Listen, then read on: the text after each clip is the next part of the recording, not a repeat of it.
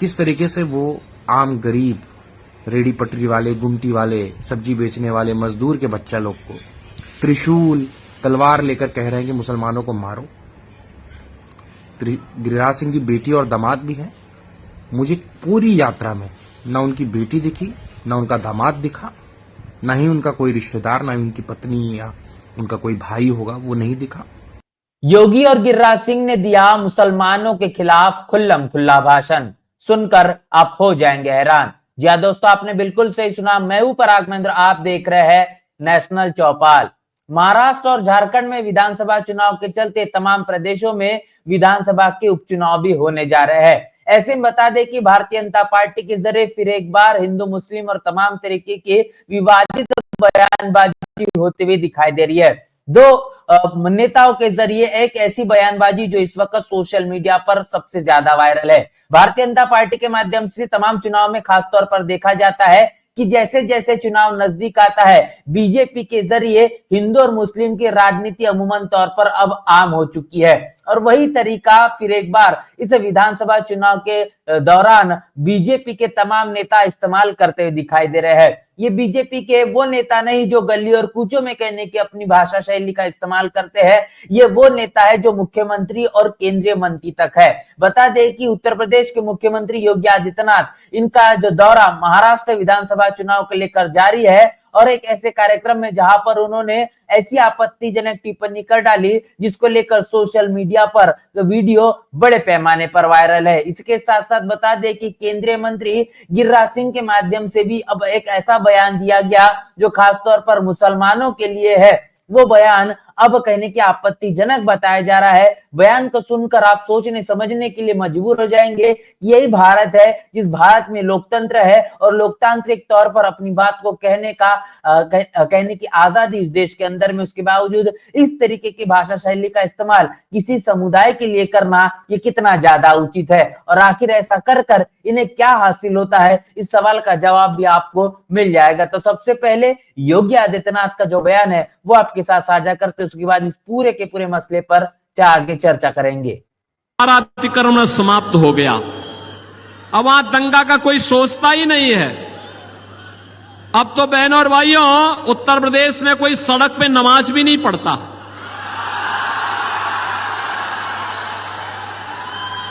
अब वहां मस्जिदों के भी माइक उतर गए। अगले 5 वर्ष में आप देखेंगे कि लोग भूल ही जाएंगे कि ये भी कोई चीज होती थी, कि चिल्लाहट होती थी, लोग परेशान होते थे, लोग भूल जाएंगे। पाकिस्तान में तो जो पाकिस्तान का राग अलापते हैं, इनसे बोलो कि जाओ पाकिस्तान में जाके भीख का कटोरा लेकर के भीख मांगो, हिंदुस्तान पे बोझा क्यों बने हुए हो? जाओ ना वहीं पे, जाओ वहां पे पाकिस्तान के पास जाकर के वहीं रहो, क्यों हिंदुस्तान पे बोझा बने हुए हो? हिंदुस्तान के इस बोझे को दूर करने की आवश्यकता है। हम विरासत टैक्स लगाएंगे। अरे मेहनत आपके बाप दादा करेंगे, आपके ग्रैंडफादर ने, आपके फादर ने प्रॉपर्टी बनाई, अब ये इसका एक्सरे करवाएंगे, सर्वे करवा करके फिर इसमें से आधी प्रॉपर्टी पे कब्जा करेंगे, फिर उसको मुसलमानों को आवंटित करेंगे। कोई रोहिंग्या आएगा, कोई बांग्लादेशी आएगा, कोई पाकिस्तानी आएगा, कोई अफगानिस्तानी आएगा, क्या आप इसको स्वीकार करेंगे क्या? बहनों और भाइयों, इंडी गठबंधन में अब औरंगजेब की आत्मा घुस चुकी है, इसको मत आने देना। औरंगजेब को पहले ही छत्रपति शिवाजी महाराज समाप्त कर चुके हैं। अब महाराष्ट्र के अंदर औरंगजेब और उसकी संतानों को नहीं आने देना है। आप सहमत हैं? सहमत है ना?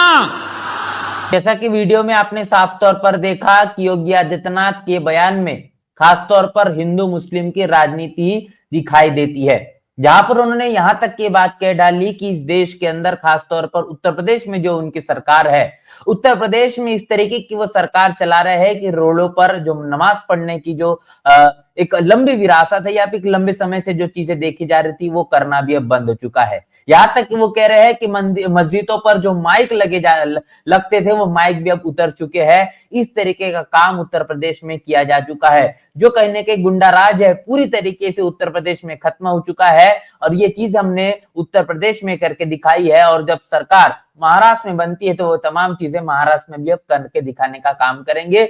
यहां तक कि उन्होंने ये भी कह डाला कि इस देश के अंदर जो मुसलमान रहता है अगर उन्हें किसी भी तरह की दिक्कत है तो वो भारत को छोड़कर पाकिस्तान चले जाए, आखिर भारत पर वो बोझ क्यों बने हुए हैं। यहां तक कि हिंदुस्तान हिंदुस्तान इस शब्द का भी लगातार वो इस्तेमाल कर रहे हैं और ये तमाम चीजें बताती है कि देश के और बड़े नेता खासतौर पर उत्तर प्रदेश जैसे सबसे बड़े सूबे के मुख्यमंत्री होने के बावजूद इस तरीके की एक समुदाय के लिए भाषा शैली का इस्तेमाल करना ये बताती है कि ये संविधान को कितना मानते हैं। सबसे पहली बात है कि जिस तरीके से मुसलमानों को लेकर ऐसे शब्दों का इस्तेमाल करना कि जो कि सबसे ज्यादा आपत्तिजनक है, जिसको लेकर अब मुस्लिम तबके में भी एक रोष का माहौल है और यह अमूमन तौर पर भारतीय जनता पार्टी के माध्यम से होता हुआ दिखाई देता है कि जब जब भी चुनाव नजदीक आता है तब तब मुसलमानों को लेकर इसी तरीके के बयानबाजी योगी आदित्यनाथ करते हुए नजर आते हैं, देश के प्रधानमंत्री मोदी नरेंद्र मोदी करते हुए नजर आते हैं। तो ये बीजेपी के लिए एक ट्रेंड बन चुका है कि हर चुनाव में हिंदू और मुस्लिम को लेकर ही लोगों को अपने पाले में लेने की कोशिश करना और उसी मुताबिक अपनी राजनीतिक सत्ता को बरकरार रखना। अब इस बात को भी आपको समझना होगा कि योगी आदित्यनाथ ये कह रहे हैं कि हिंदुस्तान हिंदुस्तान ये शब्द का इस्तेमाल कर रहे हैं देश के उत्तर प्रदेश के सबसे बड़े सूबे के मुख्यमंत्री होने के बावजूद उन्हें इस देश के भारत के संविधान की जो पहली कलम है वो नहीं पता कि इंडिया दैट इज भारत, मतलब कि इंडिया ही भारत है, भारत ही इंडिया है। उसके बावजूद भी हिंदुस्तान जैसे शब्द का इस्तेमाल करना ये बताता है कि वो मनुवादी जातिवादी सोच के चलते ही कहने की उसी मानसिकता के आधार पर वो अपना जीवन व्यतीत करते हैं, अपने विचारों का प्रचार और प्रसार करते हैं और बड़े बड़े मंचों से उसका ये सबूत भी उन्होंने दिया है। आगे चलकर आपको बता दें कि गिरिराज सिंह जो कि भारतीय जनता पार्टी के केंद्रीय मंत्री है, केंद्रीय मंत्री के जरिए मुसलमानों को लेकर क्या कुछ कहा गया है, बड़ी आपत्तिजनक टिप्पणी की गई है, वो भी आपके साथ साझा करेंगे। ये घुसपैठिए, ये मुसलमान अगर हमें एक थप्पड़ मारे तो सब जमा होकर के उसे 100 थप्पड़ मारेंगे। ये करेंगे, भाई और बहन दोनों से कह रहा हूं। तो महादेव का कसम मन मन खाओ, हाथ उठा के कहो हर हर महादेव। इसलिए मैं कह रहा हूं कि सब मिलकर के इकट्ठा हो और एक साथ रहोगे तो सुरक्षित रहोगे, बटोगे तो बटोगे तो बटोगे तो बटोगे तो कटोगे, तुम खुद कह रहे हो दीदी। और इसलिए हर लोग अपने घर में महादेव का दिया हुआ, देवी का दिया हुआ, दुर्गा मैया के हाथ में तलवार रहता है न, शंकर जी के त्रिशूल रहता है न, भाला भी रहता है न। अपने अपने घर में उसकी पूजा करो और कोई आए दुश्मन तो उससे अपनी रक्षा भी करो। तो ये बयान में गिरिराज सिंह ने इस बात को साबित किया है कि इस देश के जो मुसलमान हैं वो मुसलमान अगर किसी भी तरीके से आपके ऊपर हाथ उठाते हैं, आपको अगर एक थप्पड़ मारते हैं तो सब एकत्रित होकर उन्हें 100 थप्पड़ मारिए। आखिर इस बयान का मकसद क्या है? वो मकसद इस बात से है कि इस देश के अंदर तमाम जो मुस्लिम तबके के लोग हैं इनको लेकर कैसे गुस्सा नहीं तो घृणा खासतौर पर हिंदू समाज के, हिंदू तबके से आने वाले लोगों के बीच उनके मन मस्तिष्क में डाला जाए। और वही कोशिश यहाँ पर गिरिराज सिंह इनके माध्यम से की गई है और उन्होंने यहां तक के नारा लगाया है कि बटोगे तो कटोगे।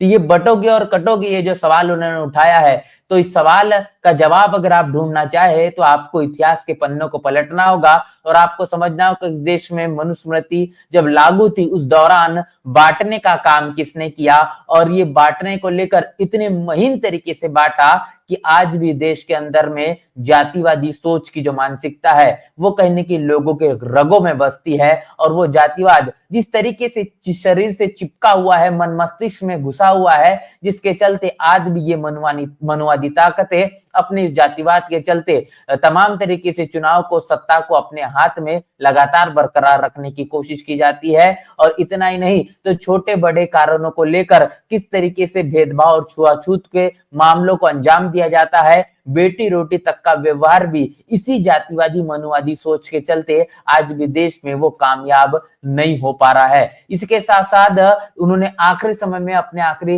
वक्तव्य के दौरान ये भी कहा कि गिरिराज सिंह का माध्यम से बयान दिया गया कि तमाम तरीके से जो हथियार है जो भगवानों के हाथों में रहते हैं वो तमाम हथियार आप अपने घरों में रखिए और जब आपको आवश्यकता पड़े तो उनका सही इस्तेमाल करिए। यहाँ पर केंद्रीय मंत्री के जरिए इस तरीके की अगर भाषा शैली का इस्तेमाल और ऐसा सुझाव अगर जनता के बीच रखा जा रहा है, मतलब ये साफ है कि कहने की शासन और प्रशासन की जो आवश्यकता, इसके लिए जनता को किसी भी तरीके से कोई इंतजार नहीं करना है। तमाम न्याय को, कानून को अपने हाथों में कैसा लिया जाए इसको लेकर ही उकसाने का काम भरे मंच से गिरिराज सिंह बीजेपी के केंद्रीय मंत्री के माध्यम से होता हुआ दिखाई दे रहा है। सवाल यह है कि इन तमाम राजनीतिक नेताओं के जरिए फिर योगी आदित्यनाथ क्यों ना हो, केंद्रीय मंत्री गिरिराज सिंह क्यों ना हो, इनके खिलाफ क्या किसी भी तरीके की कार्रवाई होगी या फिर इन तमाम नेताओं के वीडियो इसी तरीके से वायरल होते रहेंगे और जनता के बीच हिंदू और मुस्लिम की राजनीति ही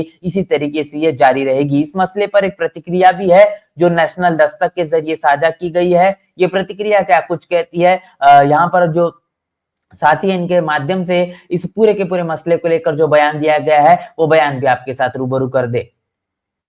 किस प्रकार महिलाओं के लिए, दलितों के लिए, पिछड़ों के लिए, आदिवासियों के लिए किस किस तरह के विभत्स शब्दों का उपयोग किया गया और उन्हें किस तरीके से अछूत कहने का प्रयास किया गया। उन्हें बताया गया कि उनकी महिलाओं के साथ बलात्कार करने तक पर जायज है। आप बोल रहे हैं कि बटेंगे तो कटेंगे। बांटने वाले कौन लोग थे इसको भी बताना चाहिए, एक बार फैक्ट लोगों के बीच में रखना चाहिए। मैं तो बहुत आश्चर्यचकित हूं देखकर कि बिहार से केंद्रीय मंत्री हैं गिरिराज सिंह, किस तरीके से वो आम गरीब, रेडी पटरी वाले, गुमटी वाले, सब्जी बेचने वाले, मजदूर के बच्चा लोग को त्रिशूल, तलवार लेकर कह रहे हैं कि मुसलमानों को मारो। गिरिराज सिंह की बेटी और दामाद भी हैं।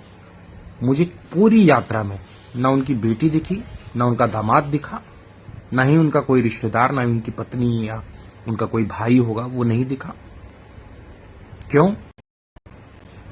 इनके बच्चे यूरोप, मालदीव्स, अमेरिका, बड़े बड़े 5 स्टार होटल, प्राइवेट जेट, बड़े बड़ी कोठी बंगले में रहेंगे और आम गरीब जो हिंदू है बेचारा, जिसे पता ही नहीं है कि उसका इस्तेमाल गिरिराज सिंह जैसे लोग अपने चुनावी फायदे के लिए इस्तेमाल कर रहे हैं।